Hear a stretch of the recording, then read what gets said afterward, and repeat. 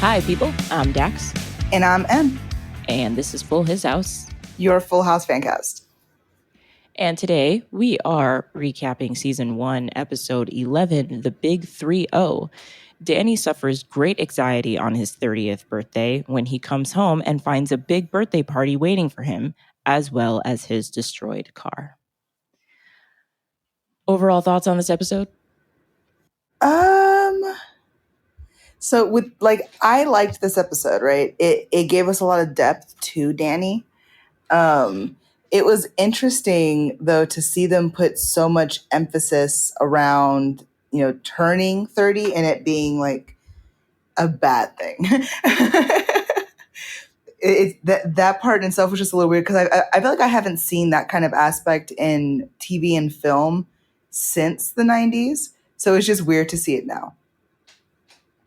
Yeah, 30, like, your life is very much still getting started, I think, around that time. When you think about the grand scheme of life expectancy and the things that you and the person you are in your 20s. But then we also, like, when we think about it, how old is DJ? She's like 10, 11. So he started having kids with Pam super young. Like, it's. Yeah. I mean, considering what his job is, he likely has some kind of degree. So he probably met Pam, I'm guessing, in like college or something, and then got pregnant probably during college. Because, yeah, if he's 30 and she's like 10, we're assuming 10, because I'm not going to lie, she looks a little bit older than that. I would have guessed probably about 12. But the last time we saw her in school, wasn't she just going to middle school?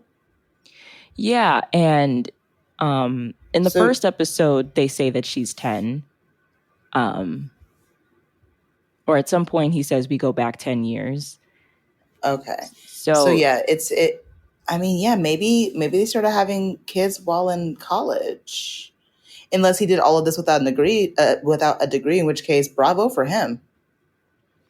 Yeah, it's very, that's like the thing that really sticks out to me the most is like 30 is not old, and you had your first kid fairly young, which is absolutely, like, I mean, people do it all the time. It's absolutely fine. No judgments there, but I do think that that's like I don't think we can, I feel like the show presents itself as like, oh, they had a very normal, like, these two people get married and have kids type of situation, where there could be a little bit more tea there. You know what I mean? There could be a little bit more of a discussion, but it's not something that the show gets into very much at all.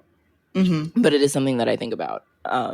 Yeah. But I like this episode a lot. I agree. I haven't seen like the emphasis on 30 in a while. I think when we were growing up, 40 was like oh my God, everything's downhill after that. Yeah. And I think it's all absolutely ridiculous, to be honest with you. I mean, it's easy for me to say at the age that I'm at right now, but I always feel like I just don't want to be 60 and then thinking like, oh man, when I was 40, I was so young. You know what I mean? Like, I just don't want to like waste those years where I could be feeling young. I don't want to like wait until I'm old to actually realize how young I am in present tense. So I try to embrace the youth as much as possible. I understand. It can be super difficult though, because I feel like I'm an old woman at heart anyways. So I have to find ways to like keep that like young energy about me. I feel like work is very like draining. Draining is the right word for it. Because when you're done doing what you need to do for the week, you hit the weekend, and most times you definitely want to go out and do something. Now the likelihood of that actually happening just depends on how you're feeling that day. Most times exhausted. Right. It's yeah. And he's spent damn near his his entire 20s being a father. So it's like it's easy to feel old at 30, but I don't know. It's a weird.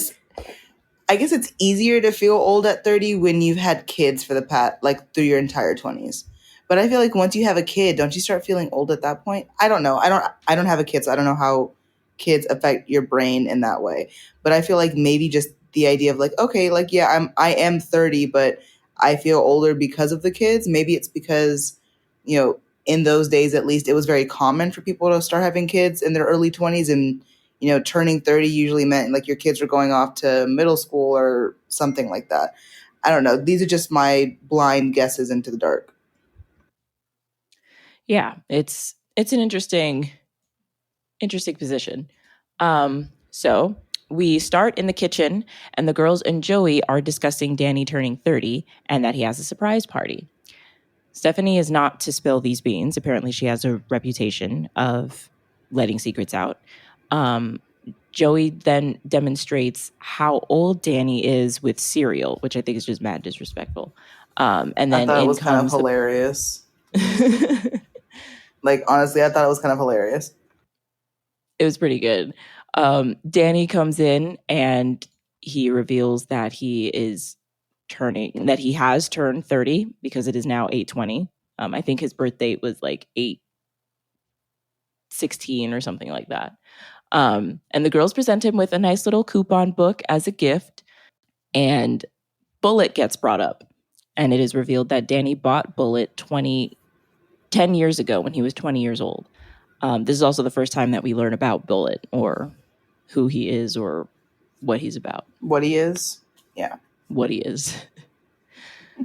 The doorbell rings and it's another birthday surprise. And the girls run over to the door. Danny asks, did I ever run like that? And Joey says, yes, you bet. You always ran like a girl, which I think is like fine. It's kind of funny. That's kind of A funny, little yeah. bit misogynistic, but funny. They open the door and it's a man standing there. And Danny exclaims, I want a man. Not just any man, your personal chauffeur for the day, and a year's supply of calendars. One. Which I think is it's a great joke. That is super funny. I'm not gonna lie, when I heard it the first time, it took like 3 or 4 seconds for the joke to actually click in my head. And I was like, oh, that's actually funny. But it was a very delayed laugh for me. I'm not gonna hold you on that. Yeah. You have to like it's one of those like, oh geez. Like it's like a pun kind of thing. Like it kind of It's a makes you dad shake your head joke. a little bit. Yeah. Before he leaves, Danny makes it clear that he does not want a party. He leaves. The girls also leave with him to get dropped off in the fancy limo. And the boys immediately start planning. And what's funny is Joey plans for a belly dancer to arrive and leave before any of the guests show up. Oh Did you my pick up on that? gosh. I didn't. That's so funny. I did not pick up on the fact that he had scheduled them to arrive and leave before the guests got there. I did not actually pick that up. It was pretty good. That's funny. I feel like it must have originally have been like stripper, but they can't say like stripper on TV, so they wrote belly dancer. But you get the point across. Yeah. Jesse announces that he is going to get Bullet new seat covers, and we see Bullet for the first time, and it's this beautiful classic. What is it? Cherry red car. It's cute, convertible. You could definitely tell it's an older car, so you could tell you could tell that they were trying to figure out like what kind of car to go with, since he said 10 years ago you want I don't know if that car was popular 10 years ago or if it was an old car even 10 years prior to when he had it. I think it might have been like, yeah, I think in the 90s, you could see more people driving quote unquote classic cars from like the 50s, 60s, 70s. Obviously, I think it gets a little bit harder to like see that because those cars are just literally older. Mm-hmm. But yeah, it definitely seems like a car man's car, Yeah. I don't know about cars, guys. I don't even drive. Car man's so car is funny. It's hilarious. We then cut to the party that evening. Adults are congregating in the living room. And we see the girl, I forget her name, but the girl from the fishing trip, she's there at Danny's party. And Stephanie walks up to her with a plate of cheese and asks, do you care about cheese? And, she takes some cheese, but it was nice to, it was kind of nice to see a character from before, return. We don't see that a lot in this show. So it's really exciting when it happens.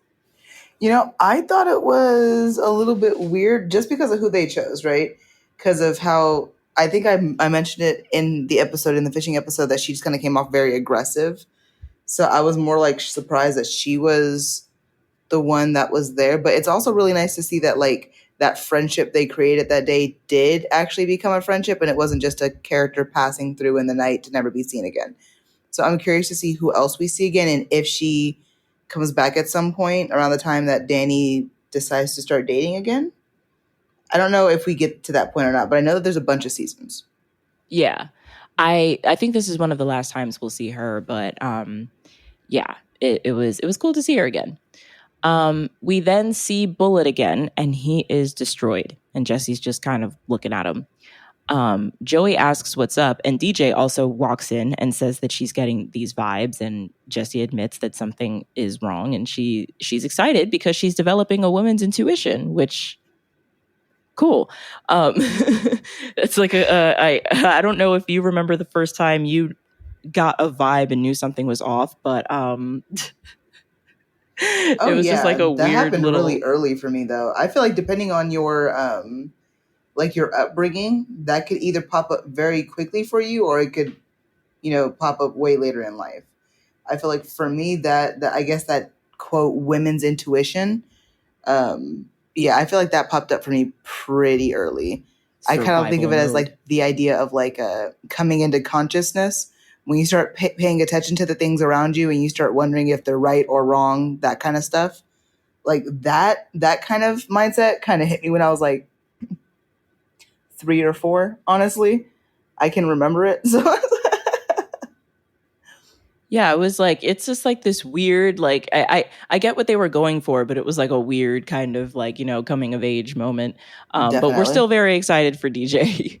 um, Jesse shows the family the car, and they all ooh. Steph says that Joey is dead meat, and the girls suggest that whenever they're in trouble, they give the "we're the cutest little girls in the world" look. Obviously, that's not going to work for Jesse. Um, Fish Girl then runs in to announce that Danny is arriving, and the girls, run and stuff. Joey says that they have to hide the seat covers, and they commit to ensuring he has an amazing time, has the best party ever, and then when the time is right, they will gently rip his heart out. yeah, poor guy.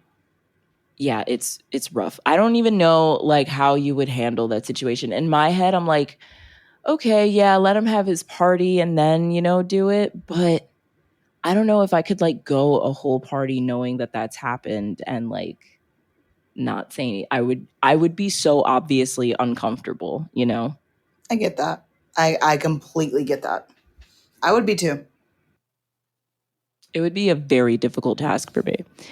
Um so Danny is arriving. He says 15 of my friends' cards parked right outside. I wonder opens the door and reveals a giant party with all of his friends. Danny Fun. is surprised. And Joey says that the whole party was Jesse's idea because he loves him and to always remember that. Um, and Jesse is so filled up with guilt. Jesse is so filled up with guilt that he gives Danny a hug. And DJ takes a picture and she says, "We'll call this the before picture." Which is just like, and she says that out loud. Like she says that for I people to know. I know, but like, what do you expect any of us to say at that point? At this point, we know something is wrong, so you're not getting away with it. It's just like, yo, does somebody want to say what's going on? Because that would have got my attention more than anything else. We wouldn't have been able to continue the day. I would have been like, wait, what is she talking about? The before picture for what? What happened? What am I missing? yeah, it's pretty scary. It's a pretty scary thing to hear. Um, so Caroline, that's her name. So Caroline then presents Danny with her gift. Apparently, the last time they went fishing, Danny didn't catch anything, so she mounted his bait, which I thought was hilarious. Completely like out of pocket question. Mm, How much do you think it costs to mount bait? Because isn't it kind of the same thing as like taxidermy, or do they use like resin? fam, That's one I have no idea. I do all my fishing in video games, okay? Animal Oh my Crossing, Final gosh. Fantasy 15, Yeah. Dreamlight Valley, but I don't really know how this actually works. Yeah, I'm not gonna lie, that's like the first thing I thought about. I didn't even think about it that way because I literally thought that she just took a nail and like hammered the bait to the wood. But I think you're right. You would have to do some kind of taxidermy thing to it Yeah, so that it otherwise you doesn't just like kind of get rot. like fruit flies and like ants and stuff, right? It's just gonna like attract more bugs. Ugh, weirdo. Yeah. But it's also kind of like a little bit of a shady gift. Like, oh, you didn't Mm-hmm. catch nothing. So, True. like, all right, damn. Rude. Stephanie then brings out a giant box damn near bigger than her. And the boys try to prevent this from happening. And she says, "You never saw me." But Danny, of course, sees her. And Mm-hmm. he sees the sea covers and they're sheepskin, which we don't love. Um, and he says that he could cry. And DJ says, "Oh, you will." And Jesse lightly just places his hand on her mouth. My whole thing is like, DJ is loving this. She is loving that there is a situation of brewing and somebody's going to get in trouble and it's not her. She is entertained. She's out here taking pictures. She would have popcorn if she had the time to make it. Like, it's just, she's being ridiculous.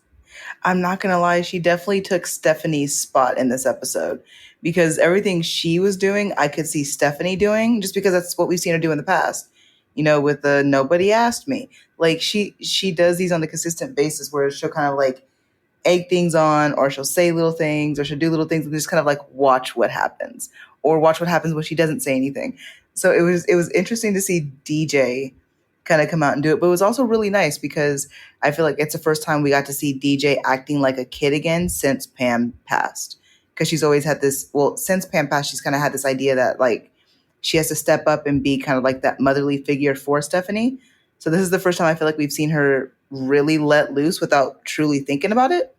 Yeah, she's just kind of being a kid right now. Yeah.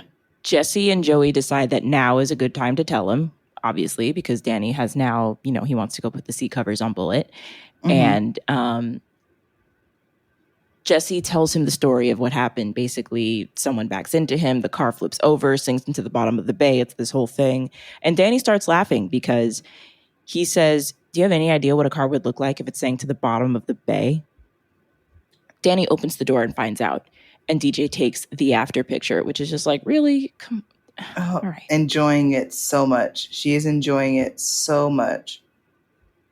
It's crazy. Danny is smiling, and Joey makes the joke that it's the same smile that Jack Nicholson had in The Shining, which is great. Hilarious. Danny is trying to stay positive, but Jesse asks him to drop the act. Joey says it isn't about the hours of labor or all of the places that he went to it. It's the fact that the car was his 20s.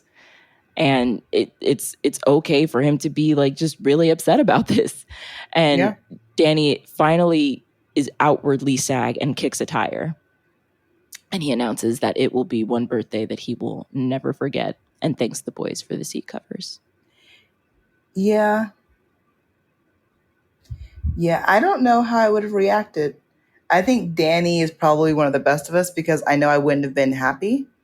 I wouldn't have been numb. Maybe I would have started laughing out of just pure anger. It's a shocking thing. Mm-hmm. And I think any reaction is an appropriate one to something like this. Like, the fact that it's back in his house in that condition is what's crazy. Man. Oh my gosh. We then cut to a scene where Danny is reading to Michelle. And they're reading animal noises, and Mr. Carr shows up. And what does Mr. Carr say? Nothing, because he's dead. Joey walks in to check on Michelle, and he tells Danny to cheer up and look at Michelle and try not to smile. Danny says it's more than the car. He says, "Who are we? Where are we going? And why are we getting there so fast?" And then Joey says, we're Joey, Jesse, and Danny, and we're going to the kitchen to eat breakfast. And we're there fast because if we don't, Jesse will eat all the pancakes. I mean, yeah. It was rhetorical, guy. But, Danny just continues to have a little bit of a crisis. And Jesse says that he has a big surprise for Danny, and the boys run out. Danny goes off to work or whatever. The boys go to a dealership and they see Bullet's twin brother. The boys try to play it cool after Joey just completely hugs the car and starts kissing the car, making it obvious that he wants the car. They're trying to play it cool because they want to get it for $11,700 because that's the money that Danny will be getting from the insurance. Now, I don't know that, yes, it seems like the thing to do, right? Get him the same exact car with the money that he's getting from his insurance check. But what if he did want to do something different with that insurance check? I understand the surprise. I understand wanting to make up for what had happened. But I feel like spending that kind of someone else's money, you need to have a discussion, right? He could have said, hey, I found the car. I don't know. It seems like a risky way to do this. No, I completely agree. Because you're just kind of assuming that they're going to want the exact same thing. Now, I understand, realistically, the thought was there. There was a lot of thought put into it, so I can understand, what they were trying to do. But at the same time, yeah, I mean, what if he did want to try something new? But at the same time, I guess they kind of knew immediately that they were doing the right thing because, what happens later. But, I would be irked because I would want a choice in what I was doing, but I can understand the idea because they knew the sentiment that went behind it. I just don't know if I don't know. I feel like when something has sentimental value, just getting me something that looks like it doesn't then restore the sentimental value that was within the last object, if that makes sense. Right, because that's not the same bullet that drove him to all of those places it's an imposter, essentially. Yeah. I don't know. It seems like a risky thing, but it works for the episode. So the boys tell the man at the dealership that they're willing to pay 11,700. And somebody calls offering to pay 12,000, and the boys pretend to leave. When they notice that, this is actually a real offer and the guy's not pretending, he's not just doing some of that weird song and dance that people do at dealerships that I guess you have to do to get a good deal at a car. I don't know. But they then offer 12,100. And then it is revealed that Danny is on the other end. And they go back and forth bidding against each other for this freaking car, which is hysterical. Honestly, I thought this was funny. Because look, they came in, Joey was already kissing the car. So the sales guy knew they were going to want the car. It just happened. It was lucky for him that Danny called when he did because it gave him the option to bargain. But I guess at this point is when they realize that what they're doing is the right thing because Danny would have spent his money in the exact same spot.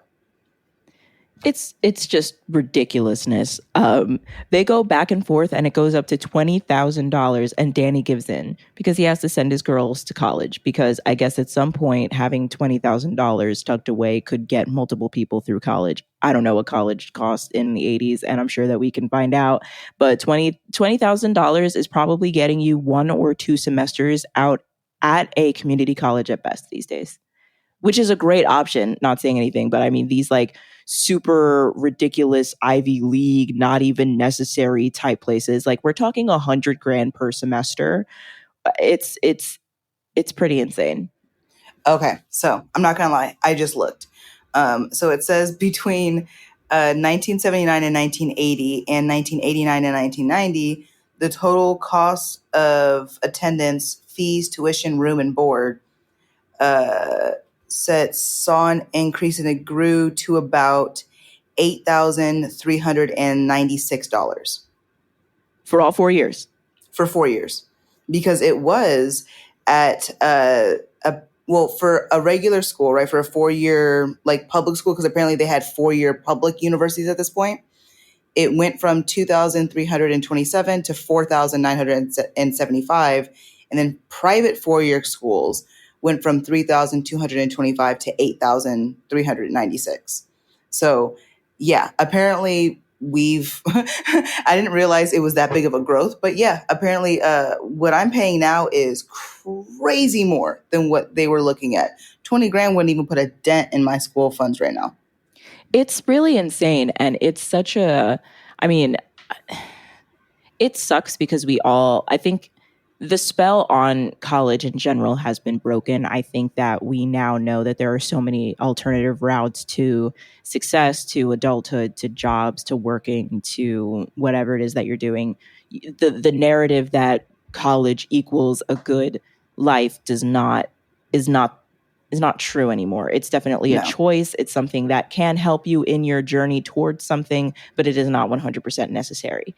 I don't know if that fact and the fact that people might be going less or anything is why they're just feeling like they need to charge more. It could also just be the natural progression of, inflation and just its acceleration for absolutely no reason.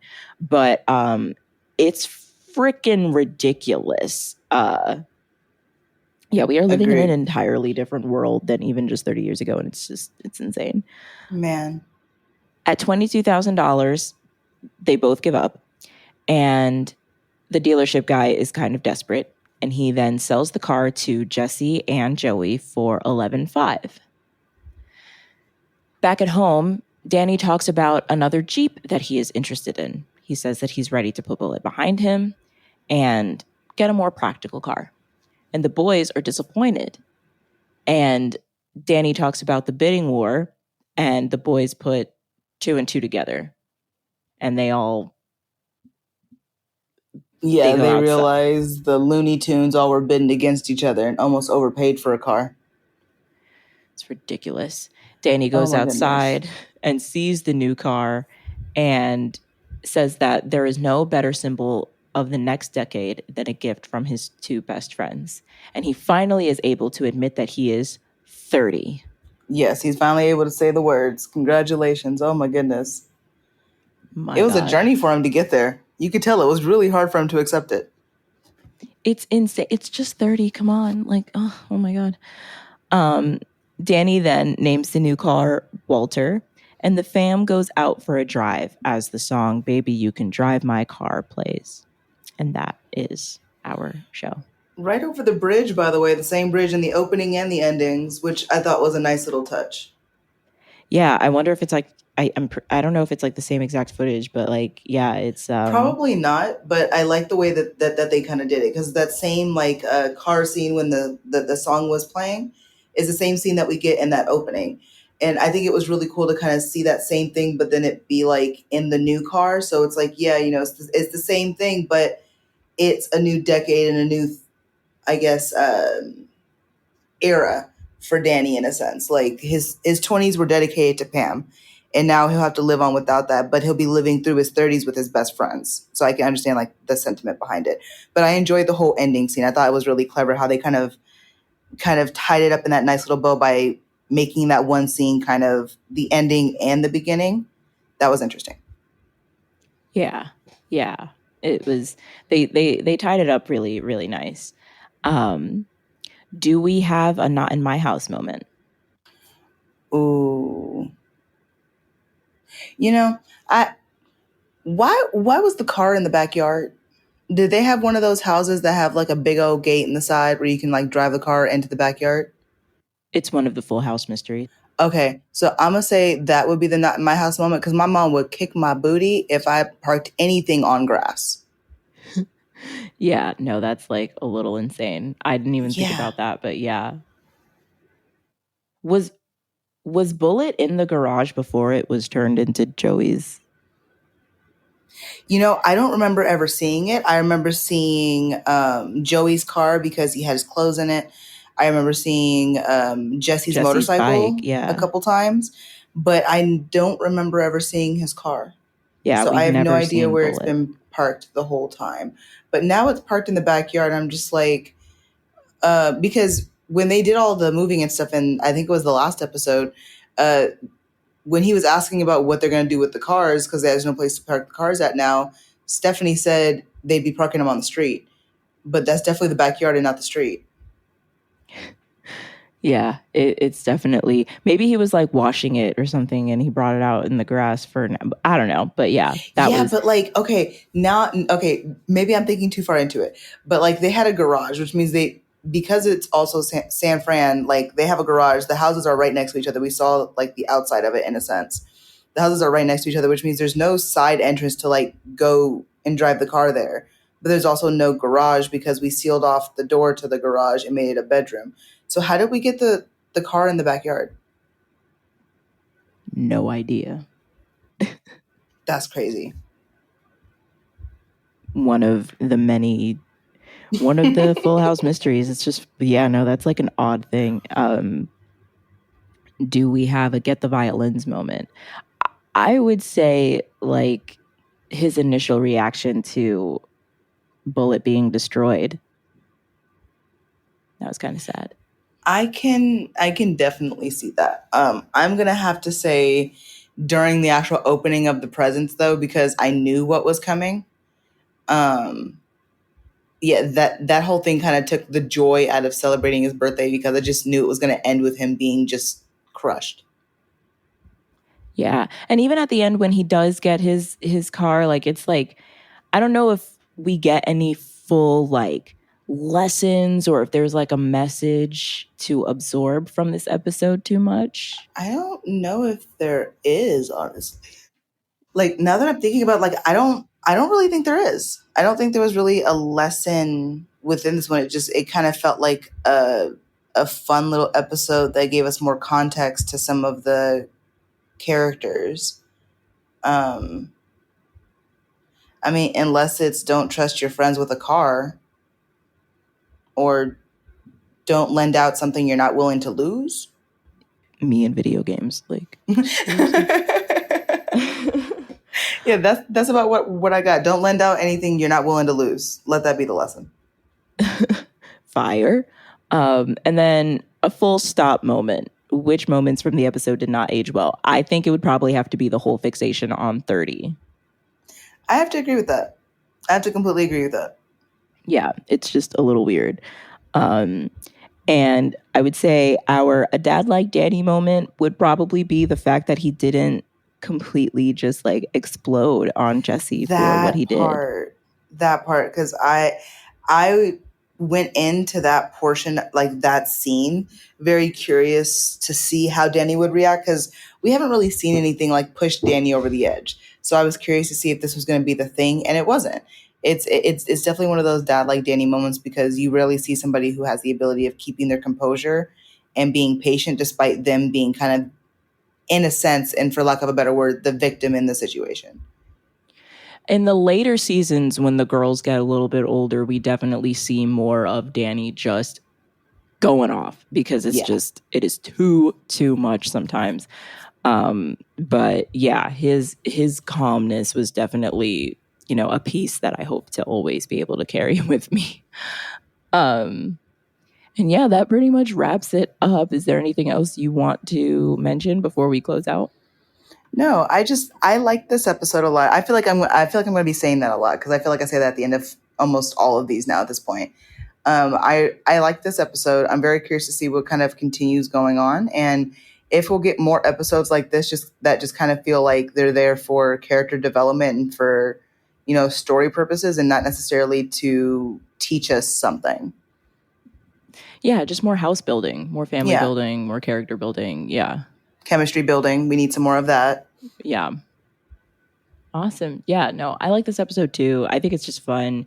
The day that Danny turns 30 is like a huge monumental memory for me. So, I do. It's one of the important Full House episodes, and the story of Bullet and all of that stuff. Who I'm trying to remember, but I don't think we ever really see again.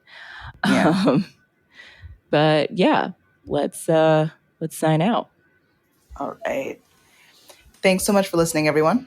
Please remember to like, subscribe, follow all the things, and stay tuned for the next episode. Until then, this is Dax and M reminding you to never walk away angry.